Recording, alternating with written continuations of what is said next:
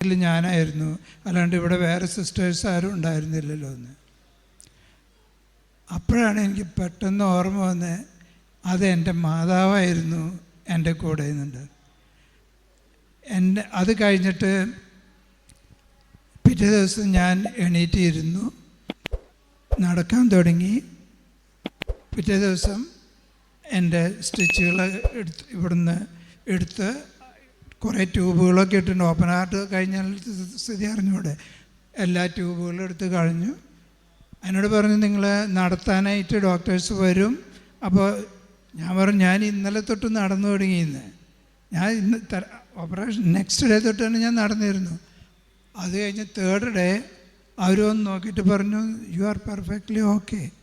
നിങ്ങളുടെ കാലും ശരീരത്തിലുണ്ടായിരുന്ന നീര് ഒക്കെ വറ്റിപ്പോയിരിക്കണു, നിങ്ങളുടെ കിഡ്നി റിക്കവർ ചെയ്തിരിക്കണു, ശരീരത്തിൻ്റെ ഓപ്പറേഷൻ്റെ എല്ലാ കാര്യങ്ങളും ഭംഗിയായി കഴിഞ്ഞിട്ടുണ്ട്, എല്ലാം നിങ്ങൾക്ക് ഇന്ന് വീട്ടിൽ പോകാമെന്ന് പറഞ്ഞ് തേർഡ് ഡേ എന്നെ ഡിസ്ചാർജ് ചെയ്തു.